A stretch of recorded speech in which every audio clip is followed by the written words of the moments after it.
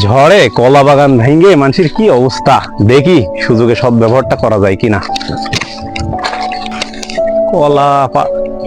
ওই তো মনে হচ্ছে কলা পেকে গেছে। কলা তো মনে হয় এখান পেকে গেছে। আশেপাশে তো মনে হয় কেউ নেই। বাগানে কি আলোচনা করতেছে?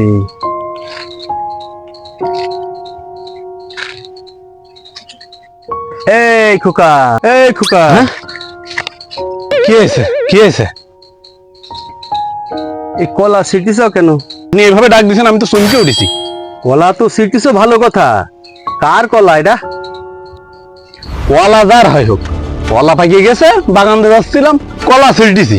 কলা খার আমি কি করব? এটা কোনো কথা? এটা কথা না, একটা মালিক আছে না, এই বাগানের একটা মালিক আছে না, তার সাথে না বলে তুমি কলা নিতে পারো? কলা গাছ হয়েছে মাটির থেকে, আল্লাহ কলা দিচ্ছে, কলা পেকে গেছে, আমি কলা ছিঁড়ে খাবো? না না, এখানে মালিকের বলার কি আছে? এটা একেবারেই অন্যায়। আমি কি আপনার বাড়ির মধ্যে যে ছিঁড়তেছি কলা? আমি তো মাঠের থেকে ছিঁড়তেছি। এই কলা বা এই দুনিয়াতে যা কিছু আছে, একটা মালিক আছে না, একটা মহাজন আছে, তাকে বলতে হবে। তুমি কলা নিতে হলে তাকে বলো। বলতে হবে মানে? কার বলতে হবে?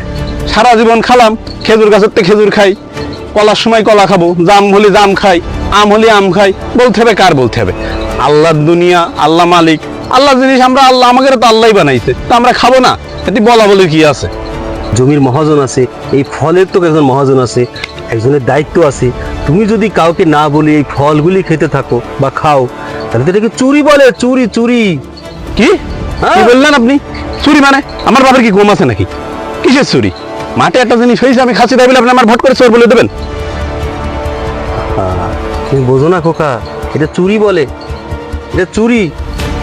বাচ্চারা যখন পরিবার থেকে শিক্ষা না নেয়, তখন এই অবস্থাটাই হয়। গাছের ফল, আতা, লিচু, তারপরে কাঁঠাল, এগুলি খাওয়া যাবে না। এগুলি খেতে হলে তাকে বলতে হবে, না হলে এটাকে চুরি বলে।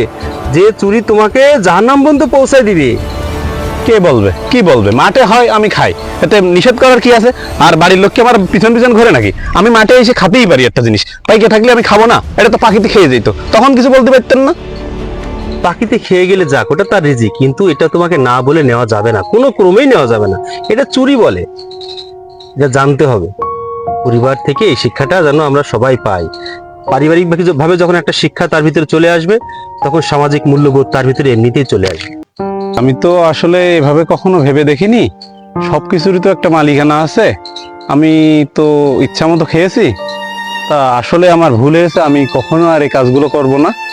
আমাকে আসলে আপনার মতো করে কেউ কখনো বলিনি, এজন্য আমি সবই নিজের মনে করে খেয়েছি। আসলে এটা আমার ভুল হয়েছে, আমার অন্যায় হয়েছে। আমি আর কখনো এগুলো করব না। ঠিক আছে, তুমি নিজের ভুল বুঝতে পারছো, এটা অনেক বড়। ঠিক আছে, তুমি আল্লাহর কাছে তওবা করো। তওবা করলে আল্লাহ তাআলা সমস্ত পাপ, এমনকি সমুদ্রে ফেনা সমান পাপও যদি থাকে, তো আল্লাহ তাআলা এই সমস্ত পাপ ক্ষমা করে দেয়। তুমি এতদিন যে না বলে খেয়েছো, হয়তো না বুঝে বা না জেনে খেয়েছো। ঠিক আছে, এখন থেকে তুমি তওবা করো, আল্লাহ তাআলা মাফ করে দেবে। আল্লাহ তোমাকে সঠিক বুঝদান করুক। আমিন, আমিন।